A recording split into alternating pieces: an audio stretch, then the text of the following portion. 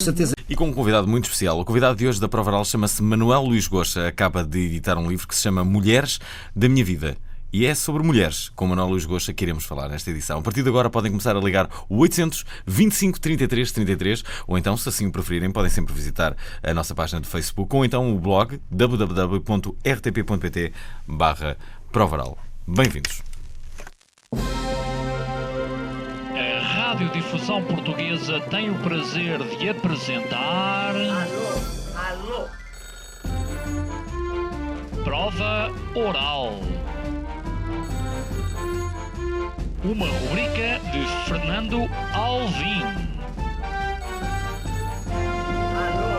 Alô? Todas as tardes aqui na sua Antena 3, um programa bem divertido para toda a família.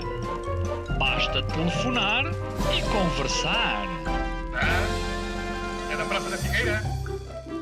E? Do Jardim Zoológico? Prova Oral. Um programa para gente nova. A vossa atenção, portanto, para o programa Prova Oral. Prova.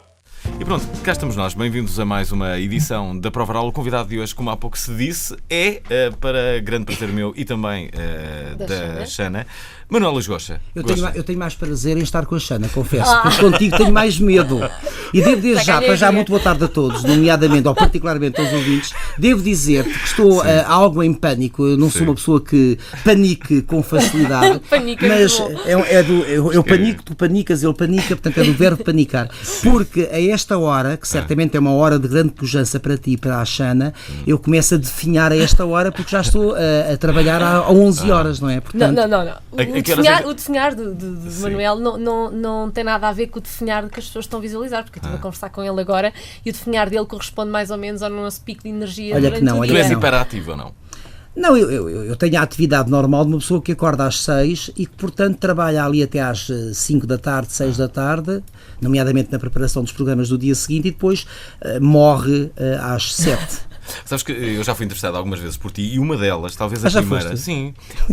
Ainda estavas tu no Porto. Na Praça da Alegria, lembro-me bem. Sim. E curiosamente, só depois de tu me entrevistares é que a minha irmã me disse: sabes uma coisa, o Goxa telefonou cá para casa. E eu, peraí, o Goxa telefonou para casa? Como assim? Sim, para saber coisas sobre ti. Sim, quando não tenho outras vias.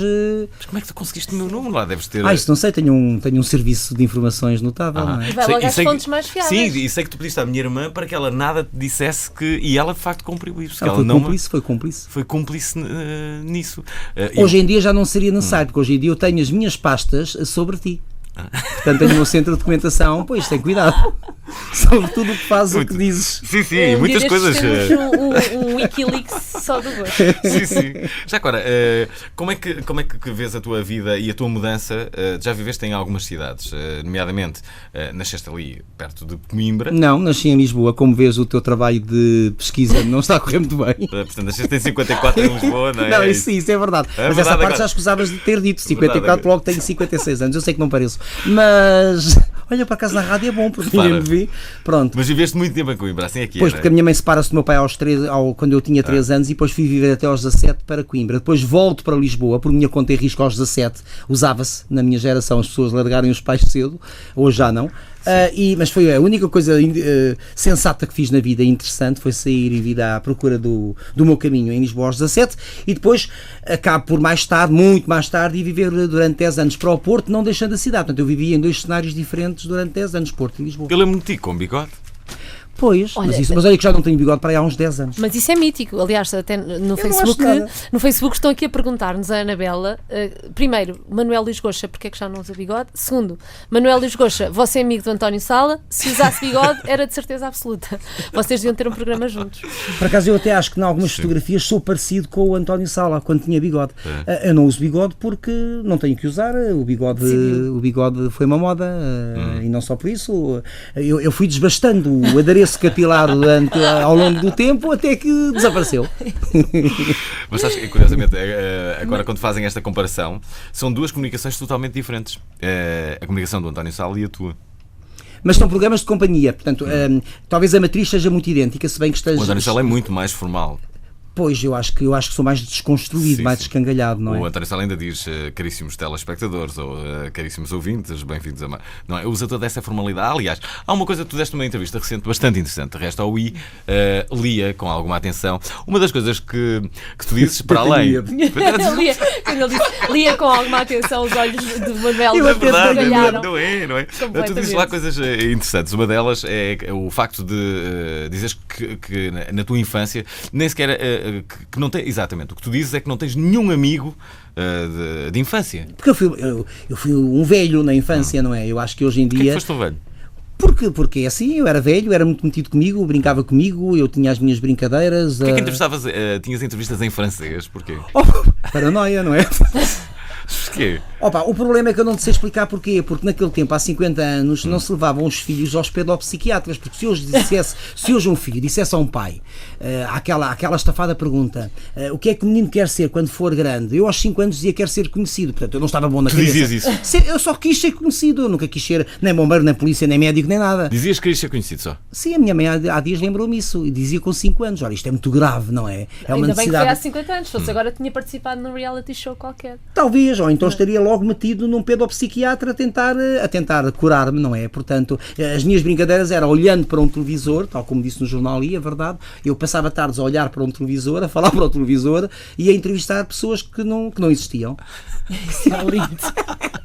Mas olha, mas depois tem um lado engraçado que é, por isso é que eu gosto muito de fazer televisão e sinto-me muito feliz, porque ao fim e ao cabo ando aqui a brincar há 18 anos de manhã, entrevistando pessoas de carne e osso, não são mais seres imaginários. E aquilo é também uma companhia para ti. Eu costumo dizer que este programa, para mim, é bastante terapêutico.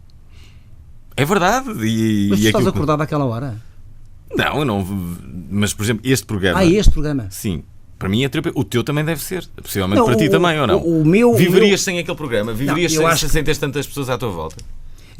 Mas eu vivo com 100 pessoas à minha volta naquele programa e depois necessito urgentemente, a partir de 1 hora, estar só comigo. E depois entro em casa, já só saio no dia seguinte. Eu necessito disso também, não é? Eu sou tudo isso. Agora, aquele programa é essencialmente a minha opção de vida, não é? Aquele programa é fazer televisão. Agora, viveria sem fazer televisão? Claro que vou ter de viver quando deixar a televisão. Mas só deixarei quando me apetecer. E que não te apetece agora? Nada. Qual é a tua relação com o silêncio? É ótima, porque para já é um silêncio, mas é um silêncio com ruído, com o ruído dos meus projetos, com o ruído daquilo que estou a pensar ou daquilo em que estou a pensar. Portanto, eu sou capaz de estar uma tarde inteira em casa sem falar, mas com esse silêncio, apesar de ouvir música, até podem haver sequer banda sonora, meio portanto, música a tocar.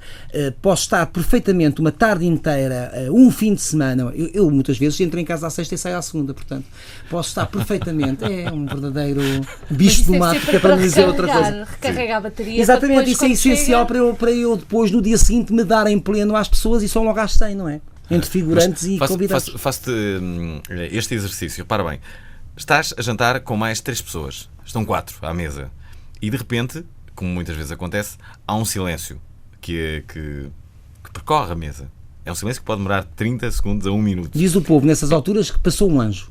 Que eu acho uma frase gira. A minha pergunta é, és tu o primeiro a atacar esse silêncio ou não? Num jantar, não.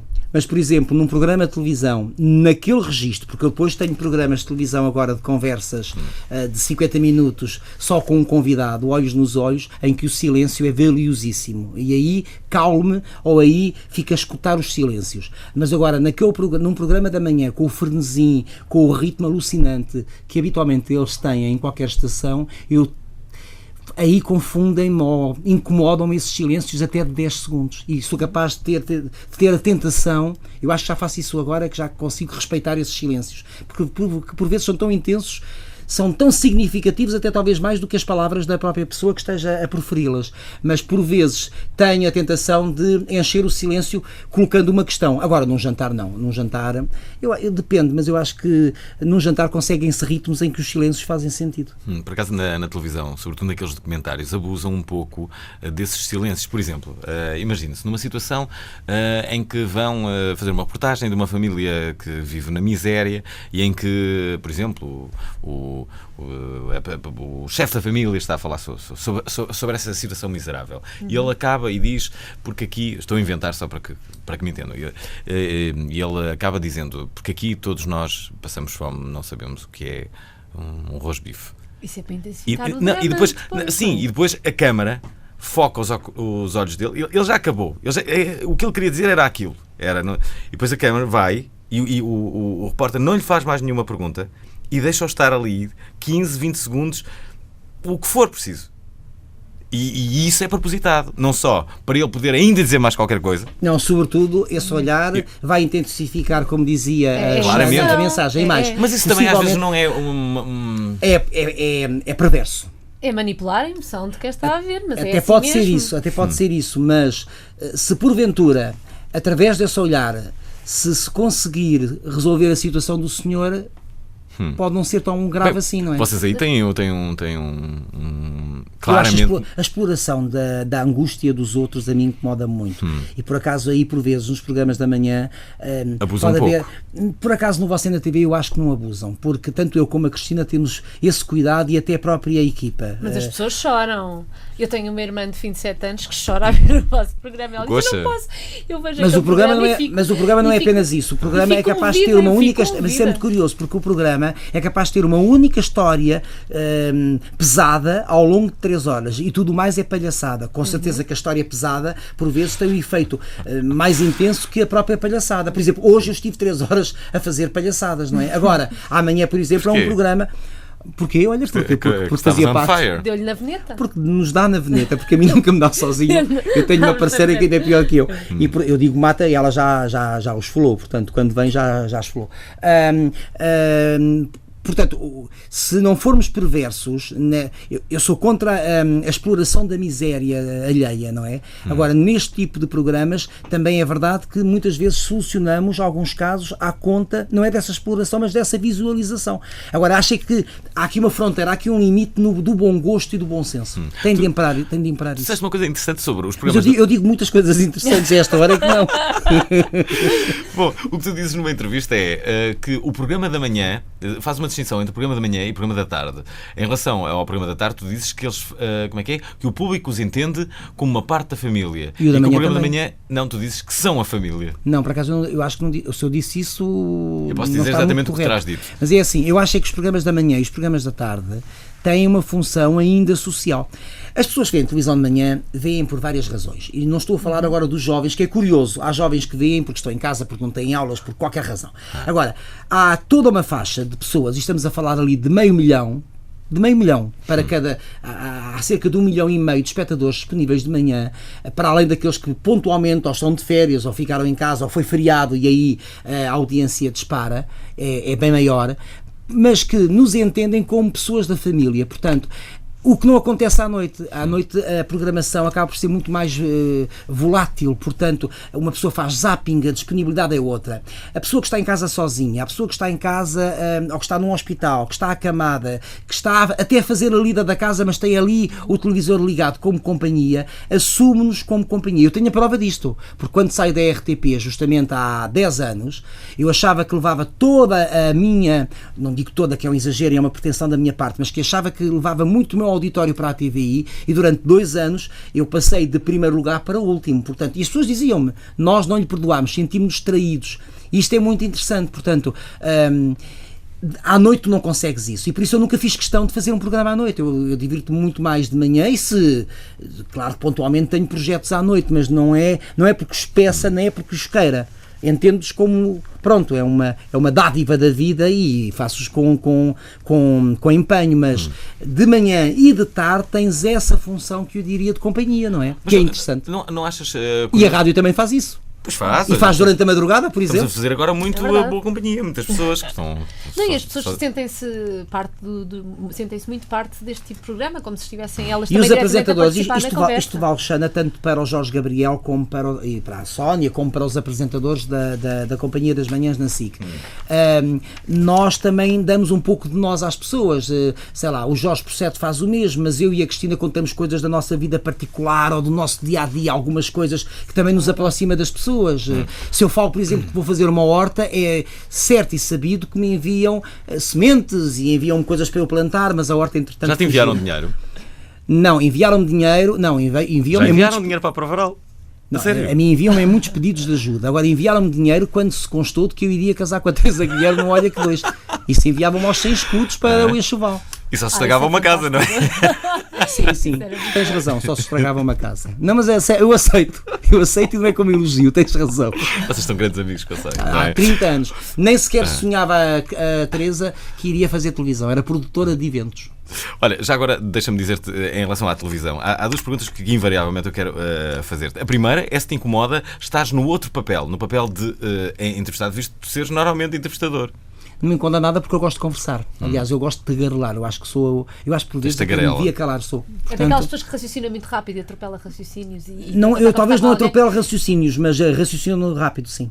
Outra coisa é, não achas que não existe, e agora esta pergunta basicamente tem a ver com a forma como eu vejo a televisão, e penso que há uma necessidade que é, não existem programas da manhã para mais novos. Não parece que os teus programas, todos os programas da manhã, desde a RTP à SIC, sejam para pessoas mais novas. Porque a faixa os programas... Não é essa, não é? Não é essa. Mas parte do princípio que não há pessoas novas em casa. Não, mas é que esse estudo está feito. Esse estudo não é hipótese. Esse estudo de mercado está feito. Nós sabemos, eu digo-te já, os programas, depende, há pequenas variações entre os programas da manhã. O nosso público alvo e o público que vê a TVI de manhã, 70% são pessoas com mais de 45 anos. Está feito esse 70%? 70%. Pois. É muito. E na RTP, possivelmente, a RTP tem uma faixa etária de manhã que nós não temos, que é acima aquelas pessoas com mais de 70 anos, estão quase todas com a RTP. Àquela hora, os jovens estão ou na faculdade ou nos liceus e os mais novos ainda nas escolas. Mas há uma faixa etária curiosa dos muito novos, ali dos 4, 5, 6, 7 anos, que gosta do Você na TV, e por amor de Deus, não é pelos temas, é pela palhaçada. Ainda hoje soube de um menino de 3 anos que gosta muito de mim e que me quer conhecer e que anda à procura no YouTube dos nossos vídeos e tem muito para onde escolher e com partes gagas muito deprimentes. Algumas são os meus tesourinhos deprimentes, usando uma expressão. Eu vi-te muito engraçado em que tu estavas a gatinhar, a sair o chamado a sair de fininho do meu Deus, programa. mas há tantos, eu até tenho vergonha de ver alguns. Portanto, eu acho que é por aí também, pela cor e pela palhaçada, que cativamos uma faixa etária mais jovem. Mas nunca se esquecem, às vezes é essa a noção que eu tenho, estão tão descontraídos, nunca se esquecem da quantidade de pessoas. Já estão nessa fase. Xana, nós nunca nos lembramos é que estamos a fazer televisão. Ok. E isso é perigoso. Daí essa... Claro, isso é muito perigoso porque estamos ali no limite de dizer barbaridades, não é? Mas de barbaridades. Expõem-se, não é? Expõem-se muito também. Mas eu acho que isso é a parte divertida, não é? Porque estamos realmente muito à vontade. Eu nunca na vida senti nervosismo. Vamos começar. Pronto, comecemos. Não sinto nada. Nunca te sentes nervoso? Nem numa gala muito importante? Não, só sinto isso sim. Sinto-me nervoso se sair do meu pátio, digamos assim, que é um estúdio de televisão. Da tua zona de conforto, não é? Da minha zona de conforto. Se eu tiver que apresentar uma gala, imagina, no Coliseu, mesmo que seja televisionada, uma gala, por exemplo, da TVI, imediatamente antes de entrar em cena, naqueles segundos que antecedem a entrada, sinto o nervosismo. Em entrando e em me correndo bem a primeira frase, imediatamente o nervosismo. Aliás, eu quero falar sobre, antes de irmos ao telefone, deixa-me só, é a última pergunta que eu faço antes disso, que é, tu dizes uma coisa curiosa, que nunca usas o teleponto. Não, nunca usei, nem eu nem a Cristina, nunca usamos. Sim, mas isto é um programa da manhã que é impossível, não é? Seria impossível haver um programa da manhã com teleponto. Diz-me que... Não, mas há programas com teleponto, eu acho que a Praça da Alegria não o tem. Quando muito para as aberturas, mas não faz sentido, porque um teleponto, na minha opinião, limitar-nos-ia, não é? Porque um programa da manhã tem que ser espontâneo. Nós temos é que estar muito bem preparados. E mais... Até numa gala? Numa gala não uso teleponto. Então como é que fazes? É assim, já fiz até algumas... Por exemplo, no programa, se for um programa tipo Uma Canção para Ti, também não há teleponto. E a Júlia não usa teleponto. Mas imagina que é uma gala mais formal e eu tento, com um texto que tem que ser mais ou menos dito, tal e qual lá está, e não foi escrito por mim. Atenção que não há textos escritos por ninguém, para mim nem para a Cristina. Somos nós que preparamos as perguntas, as conversas. Eu recusar-me-ia a ser um papagaio. Eu bem sei que há apresentadores papagaio, mas eu recusar-me-ia. Eu pertenço a outra geração, pertenço a outra escola. Portanto, numa gala, o que é que eu faço? Até porque habitualmente o teleponto não fica no enfiamento da câmara e as pessoas em casa percebem que o nosso olhar não está a bater no olhar delas, não é? O que é que eu faço? Eu, como tenho uma grande facilidade, isso acho que foi o teatro que me deu, de memorizar um texto, uma ideia. Eu leio um texto e memorizo rapidamente, eu sei o que é que está no teleponto e eu digo por palavras minhas. Portanto, eu habitualmente não uso teleponto. Nem mesmo quando tenho que cantar ou tentar cantar, por exemplo, e nem domino muito bem a letra. Portanto, está lá como referência. Mas já fiz programas, por exemplo, em que o caso do Olha que Dois com a Teresa Guilherme, em que havia teleponto, a Teresa usava o teleponto e quando estava eu para falar, havia um espaço em branco. Porque há especialistas de teleponto, mas a grande maioria das há salas... grandes especialistas. Eu acho que não é fácil ler teleponto. Não, Nada. é uma técnica, é uma arte. José Nuno Martins, que é um homem ligado também à rádio, para mim é absolutamente genial a ler teleponto. Até as pausas, até as pequenas hesitações estão em teleponto. Sim, mas no entanto e parecem formal, autênticas. Sim, mas parecem autênticas. Sim, e sem ficar com aquele olhar vidrado de quem está a ler um mas teleponto. Mas repara, a Cristina, que tem menos 20 anos e pertence a uma geração novíssima de apresentadores, nunca usou o teleponto, portanto... E ainda bem, eu por mim acabaria com o teleponto em todo o mundo, porque o teleponto só estraga coisas. Não, mas repara, por exemplo, no jornal, nos jornais, não é? Nos telejornais... Mas eu acabaria com o teleponto no entretenimento, não havia teleponto, por exemplo, e as pessoas tinham que estar a dividir o olhar entre a câmara, ou seja, o espectador e o papel que estavam a ler, não é? Eu outro dia fui a uma cerimónia, curiosamente desta rádio, e percebi que a grande maioria das pessoas estavam com teleponto. E foi um desastre. Os 75 anos da rádio. Os 75 anos da rádio. E notava-se em alguns casos. E foi desastroso na grande maioria delas. Mas olha, por exemplo, estavam nervosas, estavam muito nervosas com aquilo. É uma segurança, não é? Uma bengala é uma de segurança, pensamento, mas por outro lado... Mas também a insegurança pode ser pelo facto de quem escreveu aquilo não ser a própria pessoa. Mesmo que... Pronto, eu tudo o que digo, e por isso sai natural, ou foi escrito, ou foi pensado, ou saiu na hora, mas é da minha cabeça. Portanto, mesmo que haja um texto para mais ou menos manter e respeitar, eu tenho que lhe dar o meu cunho, não é? E portanto eu tenho que o decorar e portanto sai natural. Mas não é fácil. Olha, vamos ao telefone falar com a... Ainda não falamos do livro, não é? Mas já lá vamos. Vamos falar com a Maria. Maria, estás aqui em linha. Mais uma vez recordo que o nosso convidado é Manuel Luís Goxa. Vem aqui a propósito do livro que saiu há alguns meses, para o Natal, Mulheres da Minha Vida. Vendeu alguma coisa? Olá, Maria. Vendeu, acho que já está esgotada a primeira edição. Vendeu alguma coisa. Não terá vendido tanto como o teu, mas também não sei se o teu vendeu grande coisa. Não vendeu nada especial. Não, está a deixar lá. Não é por aí. Mas deu-me gosto de fazer. Olá, Maria, bom dia, boa tarde. Olá, boa noite. Eu ia dizer bom dia, estás a ver? És fã do Goxa? Sinceramente, de uma forma gradual, fui aprendendo a respeitar o trabalho. Exato. Okay. Sinceramente, é assim, não era fã, não sou fã do Goxa, mas aprecio o profissionalismo dele, por isso é que estou a ligar, porque achei curioso o Goxa vir ao teu programa hoje. Eu ouço o teu programa todos os dias, do trabalho para casa, inclusive ontem ouço sempre o programa sozinha, deixa-me só dizer à parte, ouço sempre o programa sozinho, mas por acaso ontem fiz a viagem com a minha mãe a ouvir o teu programa, quando tu me dizes que se não arranjas solução, eu suicido. E a minha mãe diz, tu ouves isto todos os dias. E eu, mãe, ouço, pronto, e ele é assim. Isto a propósito do aumento salarial, não foi? Exatamente, do aumento salarial. E foi divertido. Em relação ao Manuel Luís Goxa, eu tenho 29 anos, não é? Lembro-me vagamente de alguns programas dele, quando eu era mais nova.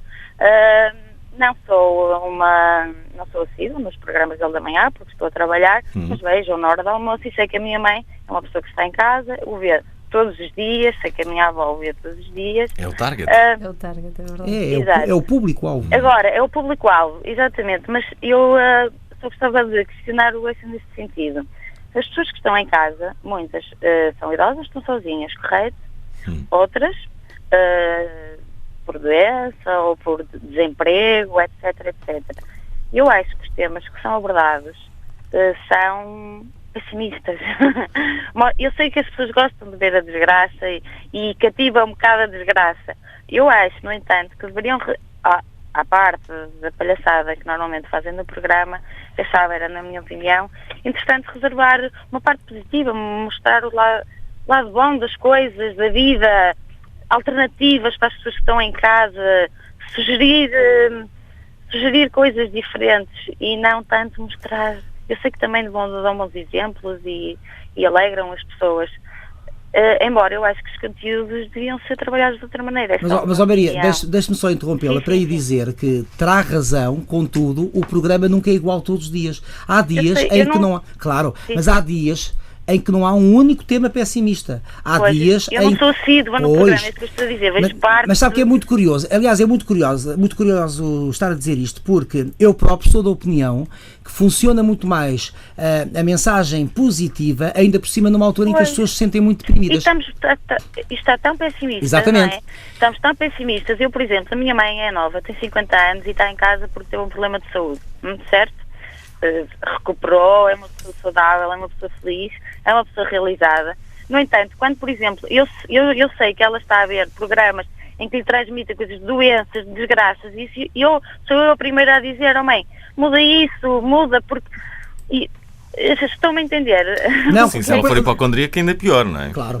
Não, Maria, eu estou a entendê-la perfeitamente, até porque essa também é a minha luta dentro do programa. Nós somos uma equipa. E, portanto, nós, tanto eu como a Cristina, somos da opinião que os conteúdos têm que ser diversos. E devo dizer-lhe, por exemplo, que nesta semana praticamente não houve uma única história triste. Ótimo. Mas, por exemplo, posso dizer que amanhã o programa, até para compensar um pouco esta semana, amanhã o programa tem histórias mais densas, diria é assim. Agora, essa é uma preocupação. E mesmo as histórias, algumas histórias que são mais tristes, mais pesadas, nós procuramos dar solução ou transmitir o outro lado. E, portanto, eu concordo completamente consigo e devo dizer que há uma equipa de conteúdos na qual tanto eu como a Cristina temos uma participação muito ativa, e devo dizer que ainda hoje eu dizia isto à minha equipa, porque perante o programa da manhã eu dizia, para mim o programa da manhã está denso demais. Para mim, o da manhã? O da manhã tem... Também para compensar esta semana que foi o desgoverno total. Foi eu acho que é para nos colocar um travão.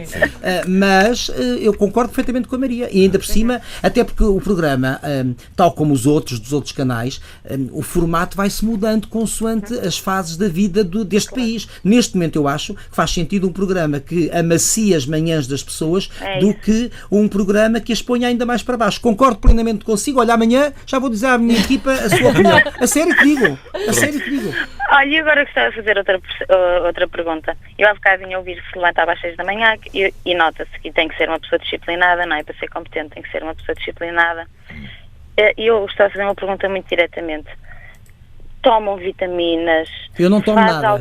Nada, é tudo natural. Drogas. Não. Eu eu só fumei um charro na minha vida, portanto, eu não snifo nada, juro, não é? Não, o charro provavelmente também lhe daria mais algumas quebras do que propriamente. Já disseram isso, já disseram. Não, eu acho que há pessoas que acham, tanto que eu acho que há pessoas, já houve pessoas que me perguntaram mesmo se nós tomamos alguma coisa, tanto eu como a Cristina, porque a Cristina se vocês são frenéticos, caem para o chão, rebolam, mas eu não sou, mas ó Maria, você energia precisa de me ver, eu estou aqui a fazer, eu quase tenho palitos nos olhos para que nos manter abertos.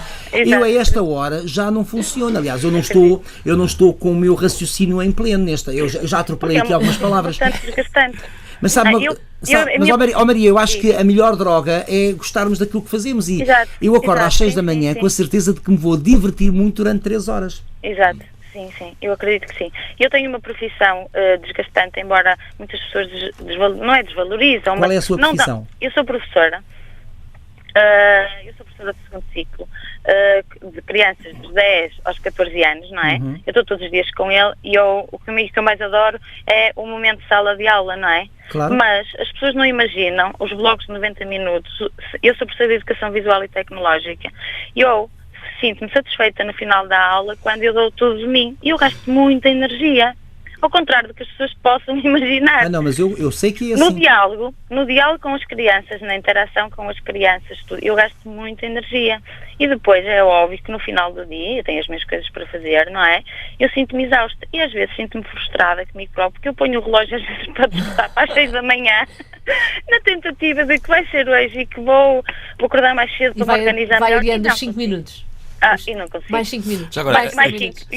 Eu acordo às 6 e às 10 horas da noite estou a dormir. Eu isso de uma disciplina férrea, mas atenção, não tenho filhos, não, é muito complicado. Para mim a vida é facilitada a partir do momento em que tenho tudo facilitado à minha volta para que me concentre só no trabalho. Gosta, algumas pessoas dão aqui outras opiniões. Obrigado, entretanto, aqui Maria, beijinhos, obrigado. Primeiro ouvinte. Bom, já temos aqui o André em linha, mas antes disso, aqui o Miquel Soares diz: Alvin, pergunta aí ao amigo Gosta, porque é que aquela senhora que participou no Roda Você.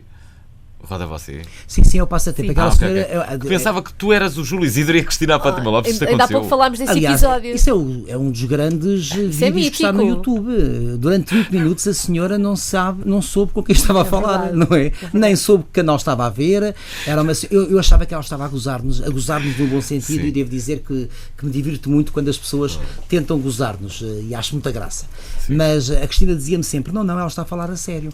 E afinal ela não, eu acho que ainda hoje não sabe que ganhou dinheiro falando comigo e com a Cristina. O Emanuel estava muito perplexo e a Cristina já quase com falta de ar de rir, não foi? Não, nós acho que gatinhámos de tanto rir, não é? Foi muito giro. Olha, aqui uma outra pergunta que é invariável. Quem é que escolhe a tua indumentária?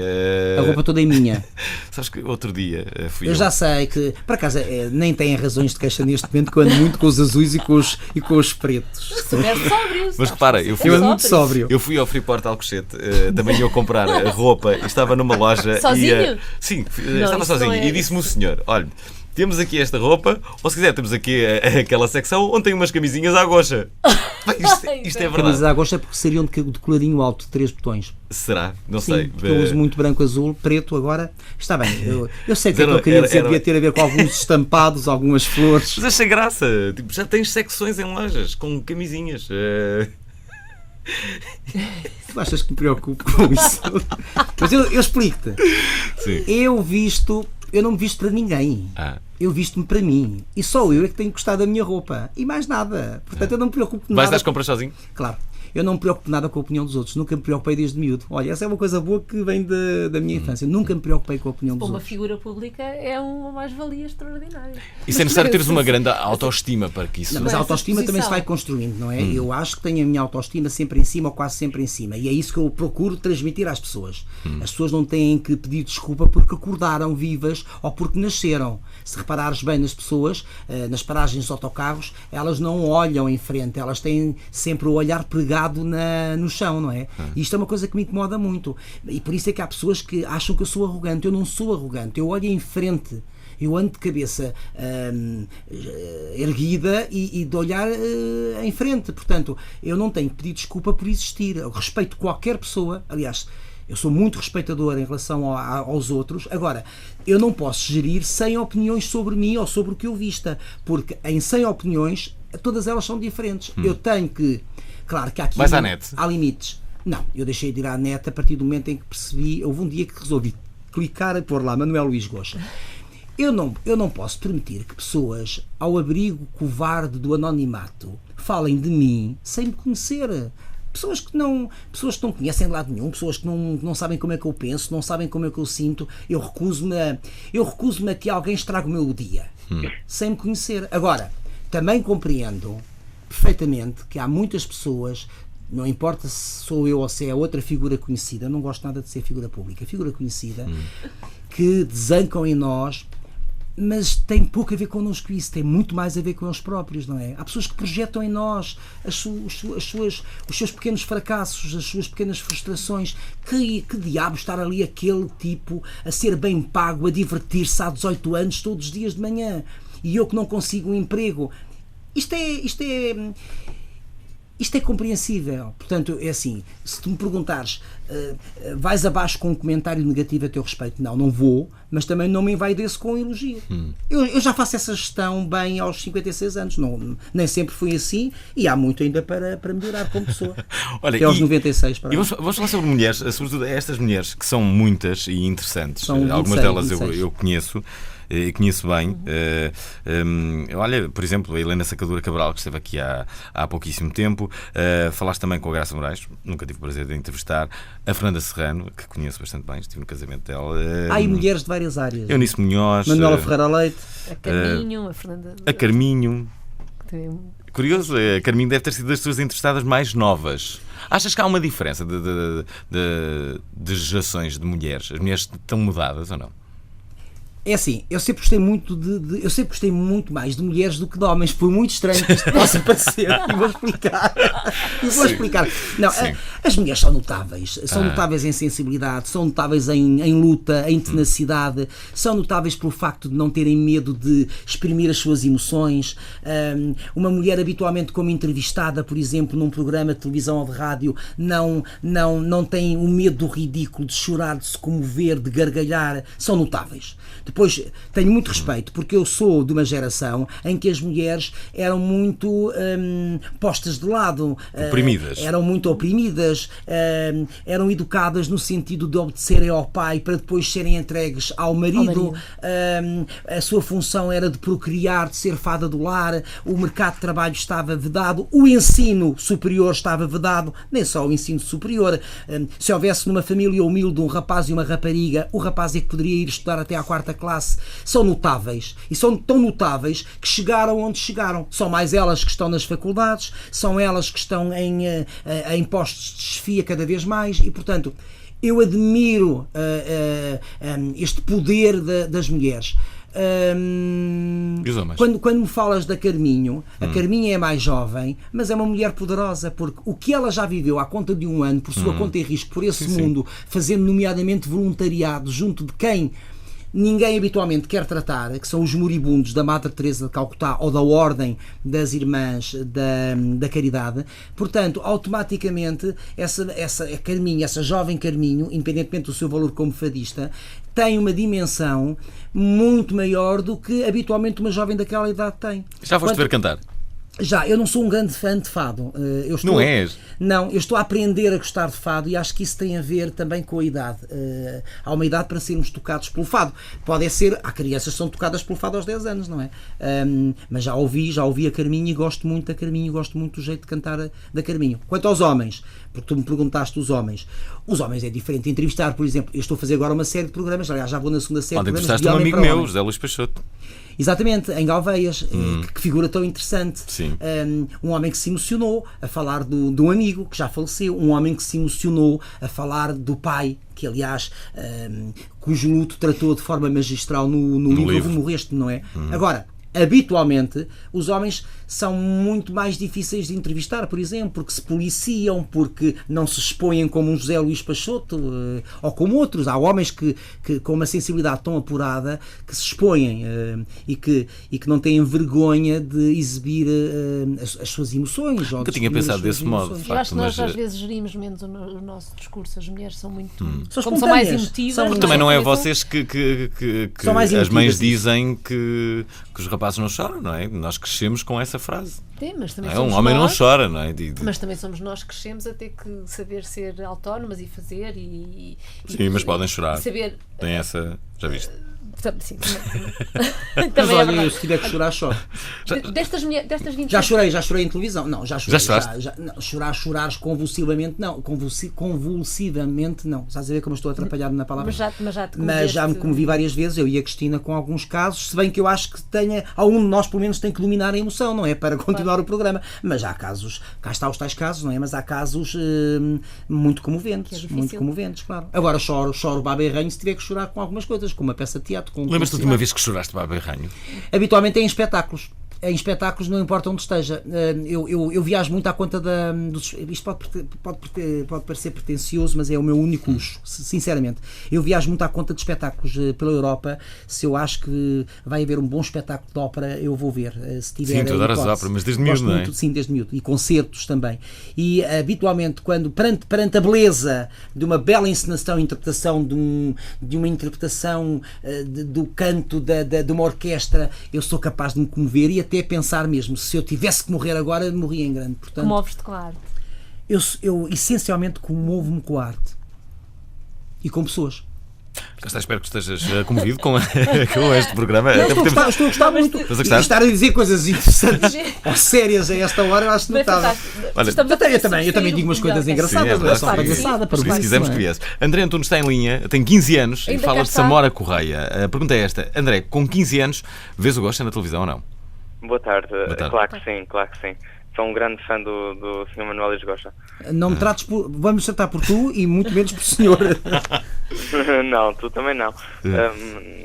mas acho que você é um verdadeiro gentleman. Então, é um grande senhor.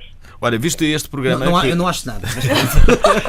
Viste este programa que o Gosha fez na TVI, que se chama Mulheres da Minha Vida, TVI 24, entenda-se? As Mulheres da Minha Vida vi só 1 ou 2. Agora estou a tentar acompanhar o De Homem para Homem. Qual é que já viste? Agora o do Mulheres da Minha Vida? Não, do De Homem para Homem. De Homem para Homem. Tenho estado a gravar e tenho andado a ver alguns.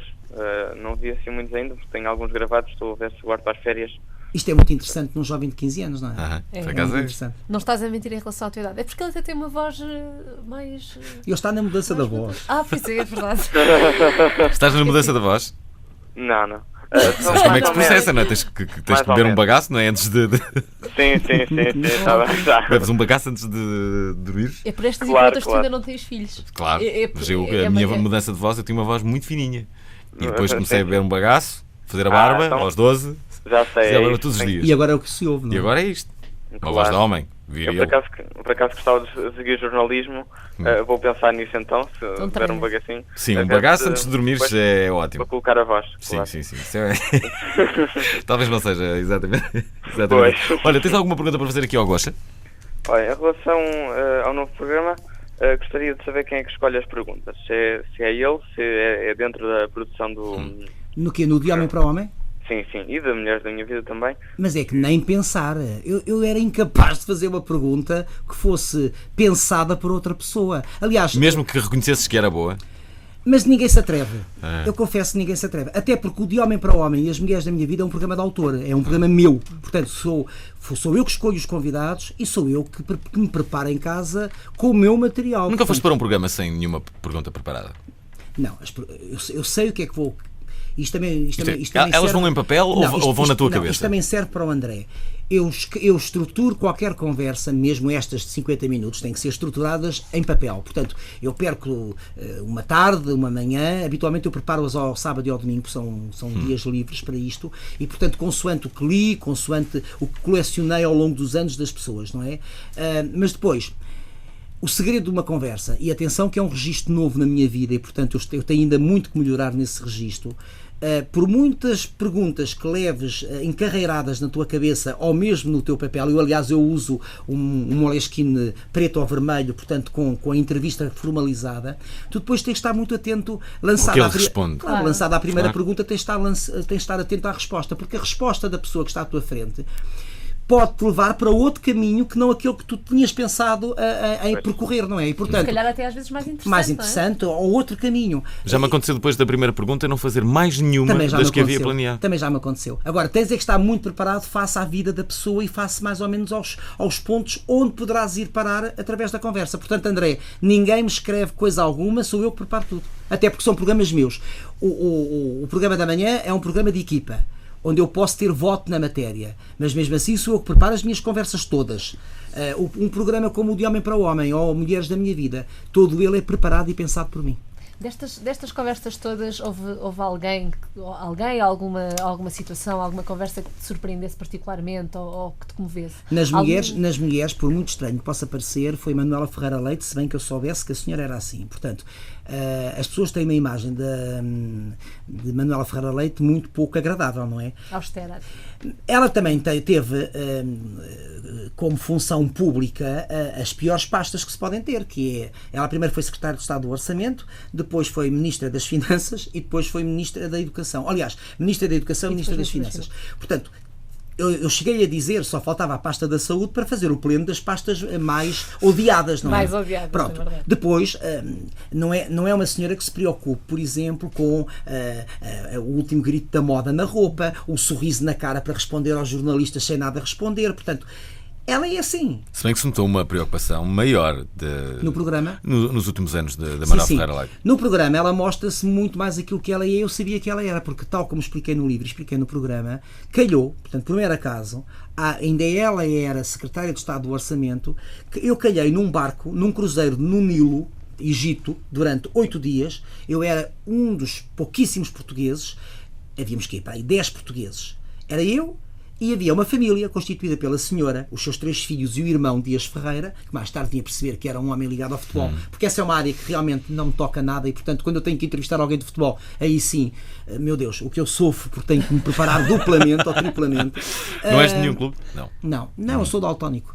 E, portanto, eu percebi que a senhora tinha um sentido de humor muito interessante e era muito mais agradável do que as pessoas julgavam, e por isso eu fiz questão de conversar com ela e ela aceitou o convite e mostrou isso, e automaticamente sorriu, riu, emocionou-se a falar do pai e mostrou uma outra faceta muito mais não é mais interessante, mas mais agradável aos olhos dos portugueses. Portanto, essa foi uma conversa que me surpreendeu. Nos homens, Manuel Maria Carrilho teve uma conversa muitíssimo interessante. Eu já sabia que ele era um homem interessantíssimo, cultíssimo, tudo isso, mas depois a conversa muito olhos nos olhos, muito franca, muito sobre o país.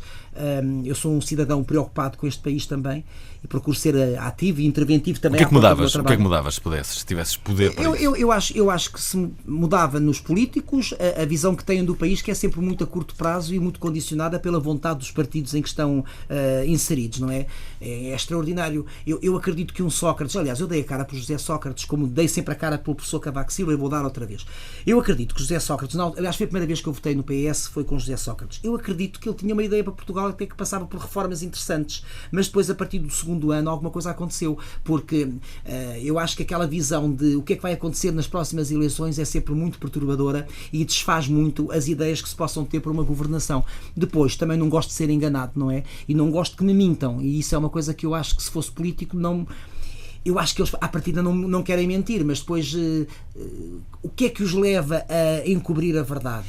Porquê é que não nos disseram a verdade quando andava meio mundo a dizer isto vai acontecer e éramos enganados? Portanto, eu acho que procurava ser verdadeiro essencialmente. Não é? Já agora, e como é que tu... Nos cidadãos também há muito para mudar. Um provedor do cidadão é necessário. Eu acho que as pessoas têm que barafustar, têm que reclamar, têm que usar os livros de reclamações. Já usaste? Claro, mas se são maltratadas nas urgências dos hospitais, onde têm que ser tratadas. Eu bem sei que numa urgência do hospital é sempre muito complicado e está-se mais frágil. Portanto, agora, se é maltratado numa urgência do hospital, há livros de reclamações que têm que ser usados. Não é? Mas não achas estranho? Eu acho que nós devemos ser dos povos mais queixinhas que eu conheço. Não somos queixinhas, mas não somos reivindicativos. Claro que não, nós somos queixinhas. Pois isto é que da queixa ao documento escrito vai uma chacina. Nós somos queixinhas, é na mesa do café e entre os amiguinhos, não é? Mas depois levamos com tudo e não barafustamos. Mas isso incomoda-me na juventude, sobretudo. Na geração mais jovem, posso estar a ser injusto e eles não serem assim. Porque na minha geração, na geração mais velha do que a minha, as pessoas estavam muito habituadas a que havia uns senhores da política que cuidavam de nós. Nós só tínhamos que trabalhar, não levantar ondas. E fazer amor um dia por semana. Qual foi a tua última reclamação, lembras-te? Eu acho que reclamei numa urgência do hospital e não foi por minha... reclamei numa urgência do hospital, não tinha a ver comigo, mas tinha a ver com uma cena a que eu assisti. Já agora, como é que tu consegues parar a ver se entendes a minha pergunta? Entretanto, não mandei um abraço para o André, era André, não é? Portanto, André, um abraço. Bom, já temos aqui a Anabela Carinhas em linha. Antes de atendermos, deixa-me só fazer esta pergunta, que é: como é que tu percebes que o teu convidado não está a fazer um discurso demagógico? Porque quer queremos, quer não, quem quer que tu entrevistes, na sua grande maioria, vai muitas vezes fazer marketing de um produto, marketing pessoal. Todos nós, quer queremos, quer não, queremos dar às pessoas o melhor de nós. Eu procuro dar o melhor de mim, não é? Mas sem fazer grande esforço ou sem fazer uma operação de charme e de marketing. Tens o teu dark side? Terei, mas como todos temos, não é? Terei o meu lado menos elegante e que até por vezes salta cá para fora, não é? Numa situação de limite. Agora, procuro policiar esse lado menos elegante e valorizar o lado mais elegante. Eu não acredito em pessoas boazinhas, aliás, irritam pessoas só boazinhas. Já tiveste vontade de desmanchar assim alguém direto? Um discurso que te estivesse a soar a hipocrisia? Essa questão prende-se com aquela. Sim, nos programas da manhã, habitualmente as pessoas que lá vão são muito autênticas. Agora, onde se nota uma ideia pré-concebida, e é mais nos homens, é se for alguém ligado, por exemplo, a uma instituição ou, sobretudo, a uma entidade governamental. Como foi entrevistar Carlos Cruz? Foi interessante, se bem que... A da altura não te questionaste se ele poderia estar a dizer a verdade ou Eu já pensei tudo sobre Carlos Cruz e sobre esta questão, Como é e acho óbvio. que todos os portugueses pensaram. Não é fácil, não é? Agora é assim, acho que foi uma conversa interessante, se bem, e aliás eu coloquei questões interessantes, penso que coloquei algumas questões até pertinentes, pelo menos uma quando estamos a falar de manipulação, e eu disse, mas tu podes ser o rei da manipulação porque tens o domínio da linguagem televisiva, É um podes excelente comunicador. é Excelente. dos melhores, não é? Olha, na área, no registro da conversa, ele é um dos mestres da conversa em televisão. Aquela conversa, contudo, não sei se foi tão eficaz assim, no meu ponto de vista. Penso que terá sido eficaz em alguma medida, mas é uma conversa que é muito conduzida por ele. Portanto, por muito que eu quisesse ir para um lado, ele levava-me para onde ele queria. Cá está, não é? Porque ele tem o domínio da linguagem televisiva. Não pode a televisão ser perigosa por causa disso? E a rádio também. Os grandes ditadores já a usaram, não é? A E imagem. souberam usar. Souberam não é? usar. Souberam usar. São sempre instrumentos de propaganda. Isto é, pode ser um grande ditador. Não, porque eu respeito os outros e respeito as opiniões dos outros completamente. Mas como tens tantas horas de televisão. Já dita tendências, mas Sabes já que- há secções de camisas de coxa. Claro. Não é? Então, Mas espera, eu não gostavas de tenho- ser Presidente da Câmara de. Gostava. Gostavas? Mas gostava, sabes porquê? Porque eu acho que esse é o lado mais nobre da política. Podes mudar a vida das pessoas e ver o resultado a médio prazo. Mas pões isso nos teus planos. Já pus mais. Já pus mais. De onde é que serias? Fazia sentido que fosse Sintra, mas tinha que avançar já daqui a 2 anos. Não avançando daqui a 2 anos, os próximos 12 serão, se o Presidente se portar bem, qualquer Presidente que seja, não Fernando Seara, já não pode mais, vai ter 3 mandatos. Ora, daqui a 12 anos, eu estou com a idade para fazer outra coisa qualquer do que ser Presidente do que quer que seja. Perspectivas a fazer fora da televisão. Eu perspectivo fazer televisão durante muitos anos, não é? Eu perspectivo que aos 60 sou capaz de não querer estar a rebolar-me no chão. E por isso quero melhorar este registro da conversa. Mas também, porque é assim, lá fora, os grandes apresentadores de televisão, os grandes entrevistadores têm 65. Na América é assim 70. Mais de 60. Viste agora o Larry King, que foi Exato, embora aos Larry King. 74. Mas tens um Disse grande que- exemplo em Portugal. Mário Crespo tem 60 e tal anos e é belíssimo naquilo que faz com marca própria. Na TVI 24 tens o Henrique Garcia, por exemplo. Portanto, há cada vez mais mercado também para essas idades. Agora, não sei, mas viajar, escrever sobre viagens, não sei. Olha, temos o Ricardo Silva em linha. Ele é curiosamente de Coimbra e diz-nos que conhece o teu irmão. Pois o meu irmão vive em Coimbra. Ainda vive? Sim, Olá. ainda vive. Ricardo, Olá. Ricardo, verdade isto confirmas? Conheces É verdade, o confirmo, irmão de Manuel mas Luís antes Goxa? disso, confirmo, mas antes disso, o Manuel Luís Goxa, que me desculpe, mas jovem, tu é que és o maior, hein? Verdade, somos todos iguais. Mas, então, mas, Não somos todos iguais? Não, desculpa lá. Eu nunca pactuei com isso desde a catequese. Jogamos Quando em na catequese campeonatos me diziam diferentes. somos todos iguais, não há pessoas iguais. Devemos ter todas as mesmas oportunidades e depois só toca a guitarra quem tem unhas. o maior é o Palma, o maior é Jorge Palma. Não há o maior em nada. Então, mas diz-me, conheces o irmão do Gosta? São muito diferentes ou não? São. Já agora. Completamente. Não, quer dizer, feito eu, acredito que sejam. Mas Não, e mesmo fisicamente somos completamente diferentes. Eu saio mais à mãe e ele ao pai. São E perfeitos- gostos, ele gosta de perfeitamente futebol, ele é diferentes. fanático do Porto, ainda por cima. Pois era isso que era por aí que eu ia entrar, quer dizer, Sim. ele tem essa grave doença, o Alvin também a tem, mas é em vermelho, ele tem em azul, quer dizer. Mas curiosamente, eu acho que quem é de Coimbra, ele não é de Coimbra, é de Lisboa, mas vive há tantos anos em Coimbra, aliás, é mais de Coimbra que de Lisboa, há ali um outro amor, que é o amor pela académica, não é? Portanto, Que ele também tem, eu acho que ele também tem. Aliás, eu penso que ele chegou a jogar nos Júniores da académica. Portanto, somos muito diferentes. Eu nunca joguei futebol com ele, é verdade, mas acredito que eu tenha muito mal feito eu a jogar a bola. acredito. Isso não faço a mínima ideia, mas eu acho que ele é boa pessoa. É boa pessoa, eu também acho que sim, mas acredito que tenha muito mal feito para jogar a bola. Gosta, deixa-me fazer esta pergunta. És muito ligado a coisas? Não sou ligado a nada. Nada, és Nada. absolutamente despegado, é isso? Sou. A coisas, não a pessoas, a coisas sou. sim. A bens materiais, a coisas sou, completamente. Vivo numa boa casa, por exemplo, com um grande jardim. Se de um momento para o outro tiver de deixar de ter, não me preocupo nada. Mas já tive. Percebes? Isto é, achas Por exemplo, eu tenho viajado muito à conta dos grandes espetáculos que tenho visto na minha vida. Mas imagina, a vida dá muitas voltas. Por qualquer razão não posso viajar mais. Tenho um património que não paga imposto nem é hipotecável. Mas é meu. Percebes? Olha, porque Portanto, falas nisso, vi uma resposta tua a propósito do teu restaurante, em que tu dizias que já estarias desligado há maio. muito Desde maio. da gestão do teu restaurante e que, portanto, as notícias publicadas nos jornais indiciavam uma coisa que não correspondia à verdade. Prova-se, mais uma vez, que não há nenhum artista que tenha jeito para o negócio. Por acaso é verdade. Não há nenhum. Por acaso é verdade. Porque... Não é? Também já tiveste negócio aqui, não? Oh, Miguel. Olha o Miguel. Sabes que eu não vejo o Miguel desde o tempo da rádio comercial. É verdade. Mas vi-te na televisão como jurado. O Jay-Z tem jeito para o negócio como... Tem um negócio...